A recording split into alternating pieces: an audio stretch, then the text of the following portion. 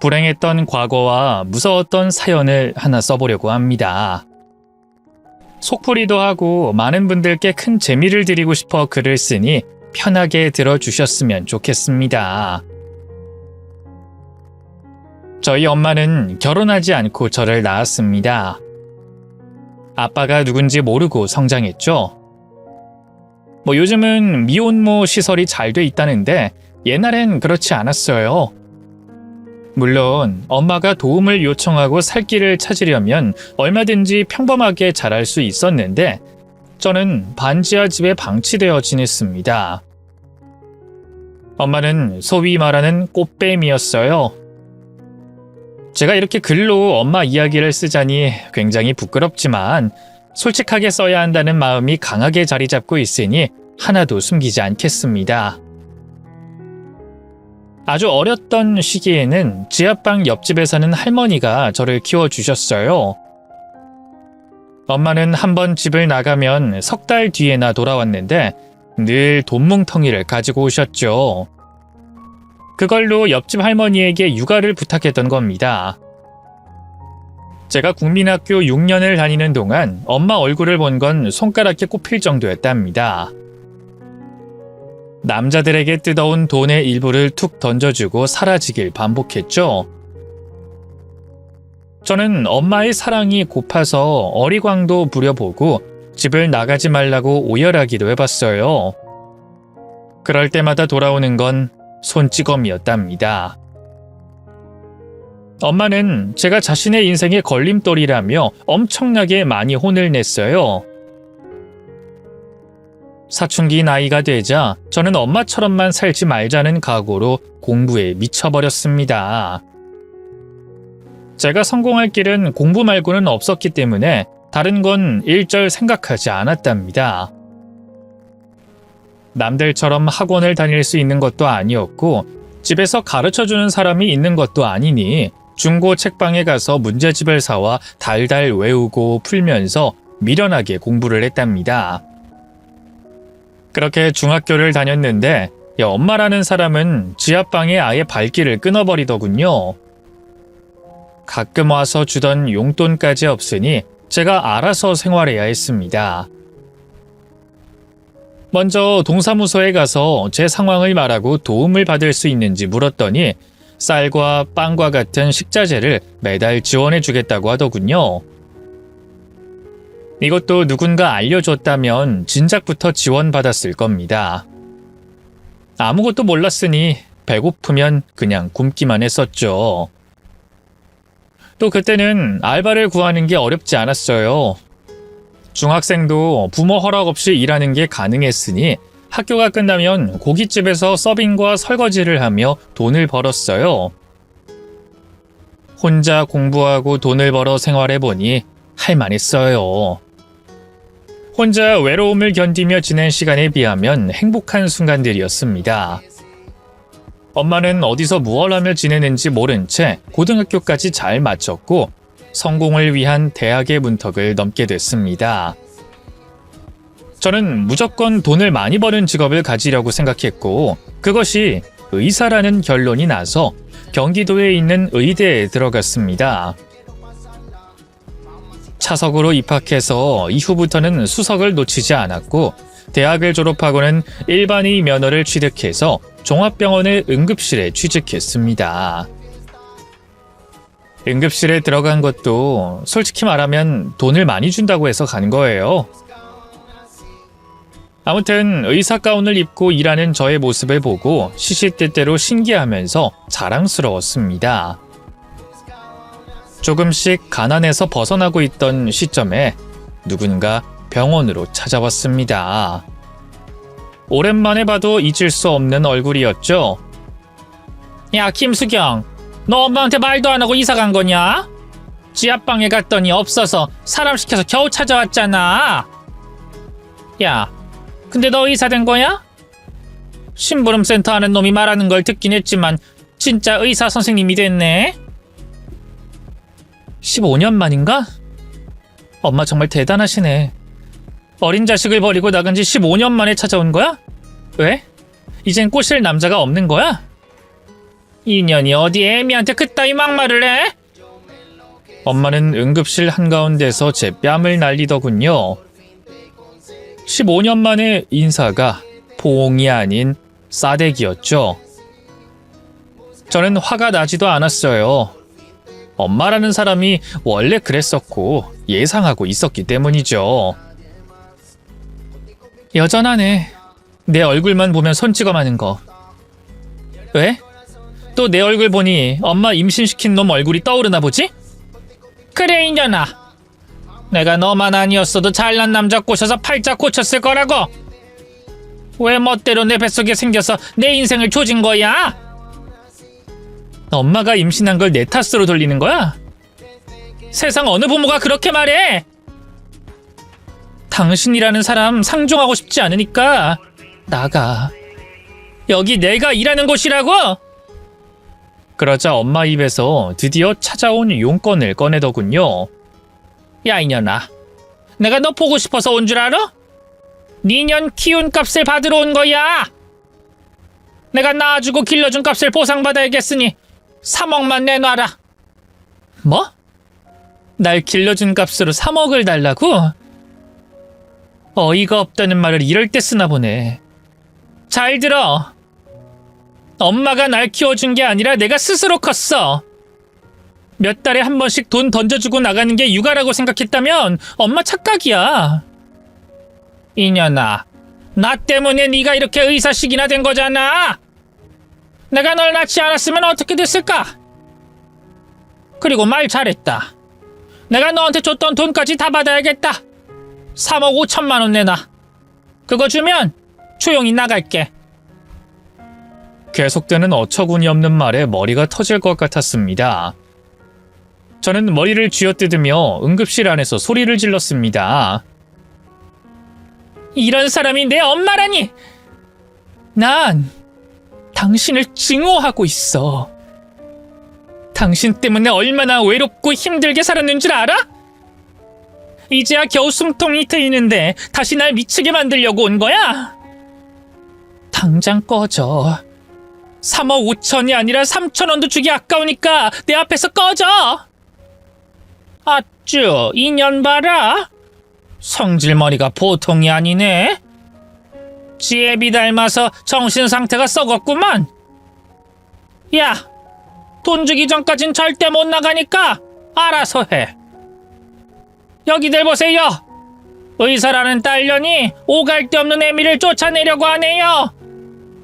이런 년이 의사 가운 입을 자격이 있습니까? 여러분들이 와서 이 년한테 한 소리씩 해주세요. 간호사들은 놀란 얼굴로 몰려들었고 저희 엄마를 내보내려 했어요. 그러자 간호사들에게 쌍욕을 하더군요. 끝까지 버티며 돈 달라는 행패를 계속 부리길래 결국 경찰을 불렀습니다. 겨우 엄마를 내보내고 제 일을 할 수 있었습니다. 그날 끌려 나갔으면 다시는 오지 않을 줄 알았는데 역시나 저의 착각이었어요. 매일 밤마다 와서 제가 근무하는 게 확인되면 병원으로 들어와 큰 소리치며 난동을 부렸습니다. 경찰에 신고하려고 하면 바로 도망갔고요. 이런 일이 자주 일어나니 해결 방안으로 돈 몇 푼 주고 사라져달라 하기로 했습니다. 엄마, 나 가진 돈 없어. 전셋집에 중고차가 전부야. 내가 줄 수 있는 현금 이게 다야. 뭐냐? 꼴랑 500만 원? 이걸 누구 코에 붙이라고 주는 거냐? 그것밖에 없다고. 그리고 주기 싫은 거 억지로 주는 거야. 그거 받고 제발 다시는 날 찾아오지 마. 나 살고 싶어. 엄마 없이 혼자 살고 싶다고. 썩을년 말본새 봐라. 야 이년아, 나도 더러워서 다시는 안 올 거다. 의사라고 해서 기대하고 왔더니 꼴랑 500만 원이라니. 아유, 사자도 별거 없네. 그럼 나 간다. 그렇게 500만 원을 쥐어주며 엄마를 돌려보냈습니다. 다시는 찾아오지 않겠지 하고 믿으면서 말이죠. 그런데 엄마는 사흘 만에 다시 병원에 찾아왔어요. 야, 김수경. 애미가 왔는데 인사도 안 하냐? 뭐야? 왜 또 왔어? 왜 왔겠니? 돈 받으러 왔지. 사흘 전에 줬잖아. 500만 원으로 날 떨구려고? 에이, 말도 안 되는 소리 하지 마. 잔금 3억 4,500만 원 남았으니 분할로 지급해. 뭐? 분할로 지급하라고? 진짜 지독하고 악랄하다. 난 한 푼도 주지 않을 거야. 이런 식으로 찾아오면 정식으로 고소하겠어. 고소? 그래, 해봐. 내가 그런 거에 눈 하나 깜짝할 것 같으냐? 그리고 애미가 자식한테 용돈 좀 받는다고 판사님이 벌을 내리겠냐? 제발 그냥 좀 사라져. 당신 때문에 내 인생은 시궁창 그 자체였다고. 이제 겨우 숨쉬고 사람 구실하고 사는데 왜 방해를 해? 왜? 그렇게 분노했더니 엄마가 제 따귀를 날리려고 손을 휘둘렀는데 바로 엄마 손목을 잡아채고 병원 밖으로 밀어냈습니다. 그리고 경찰에 신고했더니 꽁지나게 도망치더군요. 이년아, 내가 포기할 것 같냐? 또 올 테니까 조만간 보자. 그땐 돈을 준비해 두는 게 좋을 거야. 15년 만에 찾아온 엄마는 예전보다 더 심한 악마로 변해 있었습니다. 저는 병원에 피해가 가기도 하고 제가 엄마를 또 보고 싶지 않아 사직서를 냈어요. 전셋집도 빼서 다른 지역으로 이사 갔다 합니다. 새로운 병원에 취직하기도 했고요. 다행히 엄마는 저를 찾지 못했는지 제 앞에 나타나지 않았습니다. 저는 돈을 많이 벌려고 이번에도 응급실을 자청했습니다. 낮에는 잠을 자고 밤에 일하는 게 적응이 되어 고민하지 않고 무조건 응급실로 보내달라고 했답니다. 그렇게 앞만 보고 살아서 좋은 점도 있었지만 그렇지 않은 것도 있었어요. 친구도 하나 없고 남자도 한번 사귀어보지 못했죠. 그런데 나이가 들면서 가정이라는 걸 이뤄보고 싶은 소망이 생겼습니다. 사랑 한번 받아보지 못해서 그게 어떤 감정인지 느껴보고 싶었고 자식을 낳아 길러보고 싶은 욕심도 생기더라고요. 나이가 어렸을 때는 엄마의 영향으로 절대 결혼은 하지 않겠다고 다짐했었는데 저도 모르게 결혼이라는 걸 해보고 싶었습니다. 그래서 여러 번 소개팅을 했는데 마음에 쏙 드는 사람이 나타나진 않더라고요. 아무리 결혼이 하고 싶어도 끌리지 않는 사람과는 억지로 인연을 맺고 싶지 않았습니다. 그래서 언젠가는 끌리는 남자가 생기겠지 하는 여유를 가지고 소개팅을 계속 받았답니다. 그런데 정작 저의 인연은 소개팅이 아닌 응급 환자와 이루어졌습니다.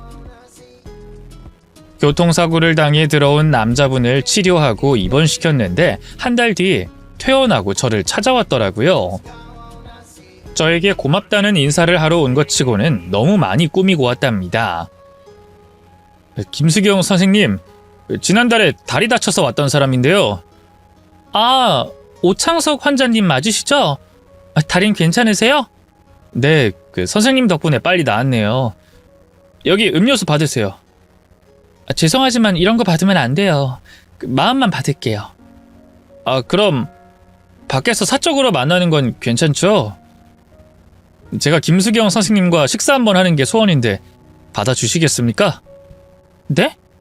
사적으로 만나자고요? 저 아침에 퇴근해요. 보다시피 응급실 의사라서 시간 내기가 애매합니다. 아침에도 24시간 하는 음식점 많습니다. 그럼 밥 한번 먹죠. 좋아요. 그렇게 환자였던 남자와 처음 밥을 먹게 됐답니다. 인물도 출중하고 말투에서 지성이 있는 게 강하게 느껴졌고 성격 또한 다정하고 배려심이 깊더라고요. 저희는 둘 다 서로에게 호감이 있어서 자주 만나게 됐고 연인 사이로 발전했습니다. 조금 늦게 시작한 사랑이라 그런지 일하는 내내 창석 씨 생각이 머릿속에서 떠나질 않았어요. 4개월 정도 연애를 했는데 창석 씨가 제 스케줄에 맞춰줘서 거의 매일 아침마다 데이트를 했답니다. 이대로 더 깊어지면 결혼까지 할 수 있을 것 같았는데 이 생각보다 그 시기가 빨리 찾아왔어요. 그이가 저에게 프로포즈를 했기 때문이죠. 수경아, 우리 연애 그만하고 결혼하자.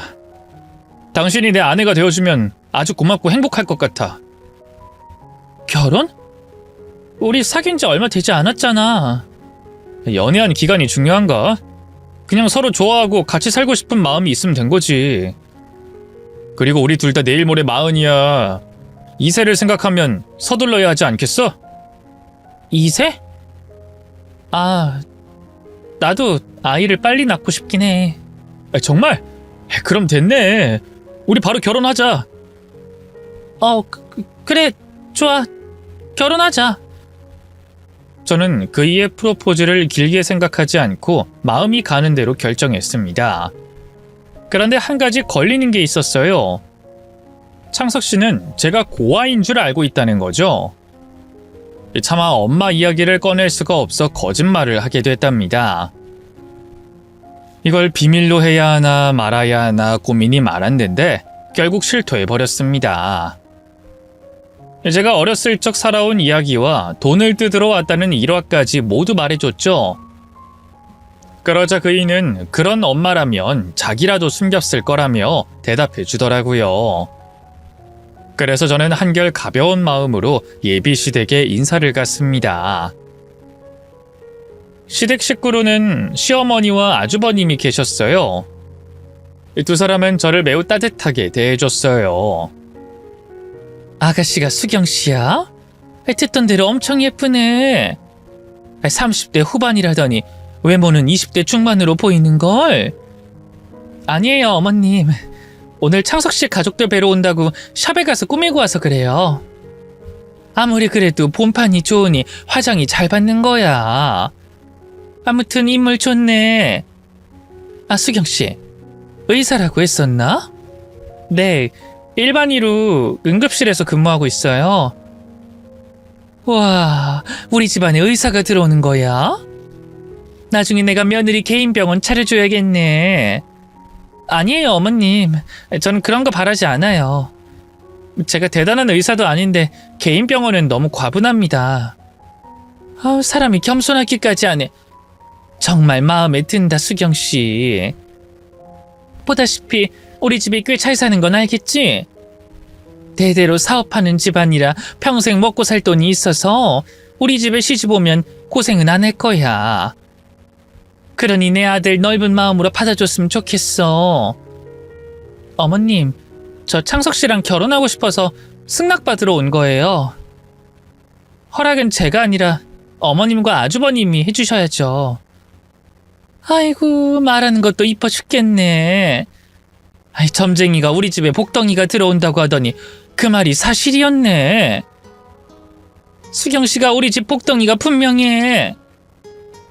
예비 시모는 저희 친정에 대해 질문을 했는데 사실대로 말씀드렸더니 제 두 손을 잡으며 딱하게 자랐다며 안타까워하셨습니다. 아유, 그런 사람이 엄마라니 정말 가엾구나. 수경씨, 앞으로는 내가 엄마 해줄게. 엄마의 사랑이 무엇인지 보여주고 느끼게 해줄게. 그러니까 내 며느리가 되죠. 저는 예비 시모 말에 크게 감동해서 흐느끼며 울었습니다. 어머님, 정말 고맙습니다. 이렇게 부족한 저를 받아주셔서 고맙고 사랑해주겠다고 말씀해주셔서 진심으로 고마워요. 아유, 그래. 이제부터는 아무 걱정하지 마.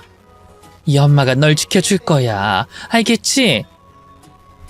저는 처음 뵌 시어머니를 끌어안고 엉엉 울어버렸습니다. 기뻐서 눈물을 흘린 게 그때가 처음이었던 것 같습니다. 예비 시모는 저에게 시댁에 들어와 1년만 같이 살자고 하셨어요. 저야 가족의 품을 느껴보고 싶으니 당연히 좋다고 했죠. 또 1년이 아니라 더 오래 같이 살고 싶다고 대답했답니다. 한편 아주버님과도 친해졌는데 이 속사정을 들어보니 돌싱이라고 하더군요. 여자 쪽에서 바람을 피워서 헤어졌다고 합니다. 아주버님, 불륜 현장을 직접 목격하셨다고요? 네. 제가 출장 간 사이에 집에 남자를 불러서 그 짓 하고 있더라고요. 출장이 취소돼서 집에 갔는데 그 꼴을 보고 말았어요. 그 트라우마가 심해서 여자를 못 믿게 됐어요. 너무 안 됐어요. 아주버님, 제가 여자 소개해 드릴까요? 아직은 괜찮아요. 그리고 다음엔 재수씨 같은 분 만나면 좋겠네요. 제가 뭐라고. 아무튼 언제든 소개받고 싶으면 저한테 말씀하세요. 집안 좋은 의사들 많이 알고 있거든요. 저는 집안이 화려한 분은 좀 그래요. 평범하고 조용한 분을 만나고 싶어요. 아무튼 말씀은 감사합니다. 아주버님의 사정이 딱해 보였지만 아직 여자에 대한 믿음이 없는 것 같아 소개팅은 다음에 해드리기로 했습니다. 결혼식 날짜를 받아놓고 시댁에 자주 드나들었는데 꺼림칙한 일이 있었어요. 동네 주민인 것 같은 여자가 있었는데 시댁 앞에서뿐만 아니라 다른 장소에서도 눈에 띄었어요. 어느 날은 병원 응급실 앞에서 서성이는 걸 보기도 했답니다. 저를 따라다니는 것 같은 느낌은 받았지만 해를 입히거나 수상한 행동을 하진 않아서 제가 착각한 것일 수도 있으니 신고는 하지 않았습니다. 시간은 금세 흘러 결혼식이 일주일 남았습니다. 응급실 근무를 마치고 집에 돌아갔는데 거실 소파에서 담요를 덮고 있는 도둑을 발견했어요. 야! 도둑이야! 도둑이야! 이 엠병, 넌 이 애미를 도둑년으로 모는 거냐? 찌를 낳아준 엄마도 못 알아보는 거냐, 이 썩을년아! 뭐야? 여긴 어떻게 찾은 거야? 내가 호적 등본을 비공개로 해놔서 찾지 못할 줄 알았는데? 호적 등본?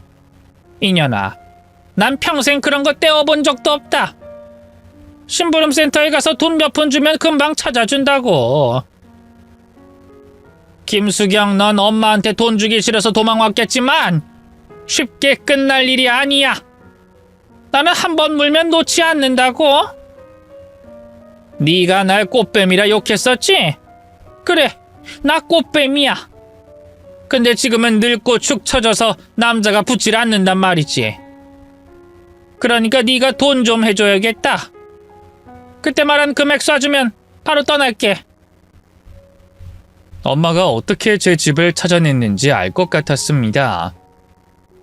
저를 따라다니던 의문의 여자가 바로 엄마가 고용한 사람이라는 걸 깨달았습니다. 사람을 붙였다 이거지? 그래, 충분히 그러고 남을 사람이니 놀랍지도 않네.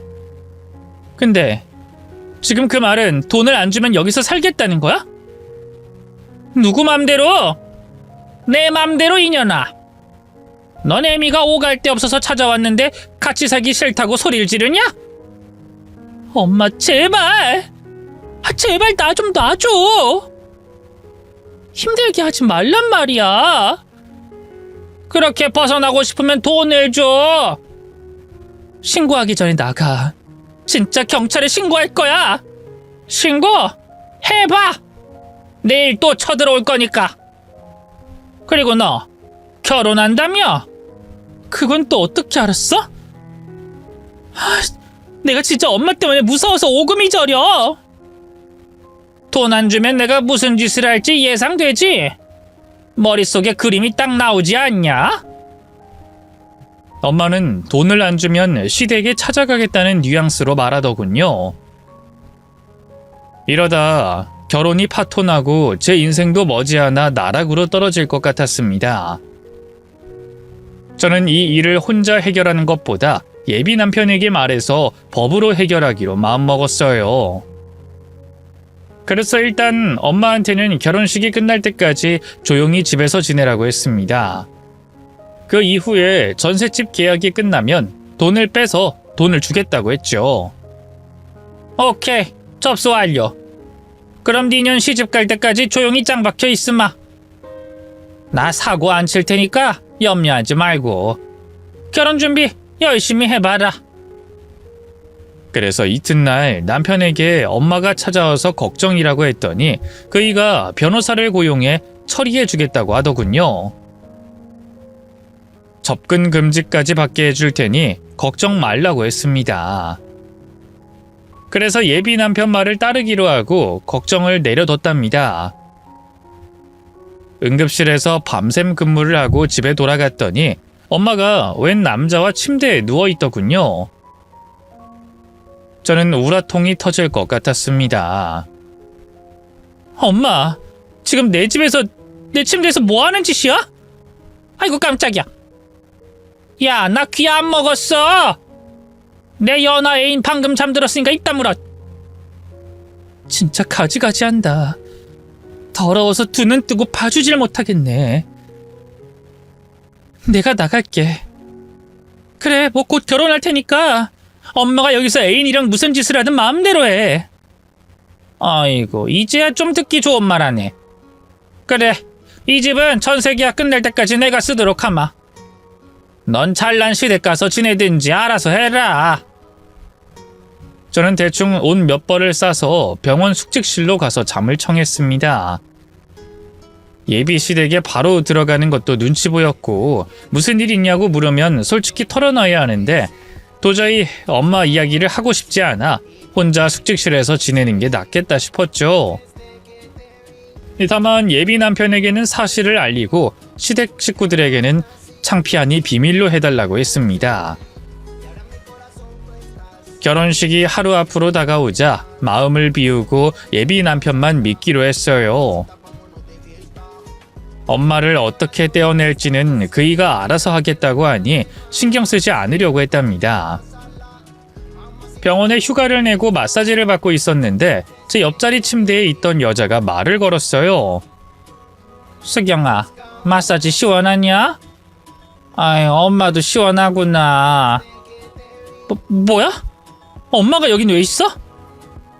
설마 나를 미행한 거야?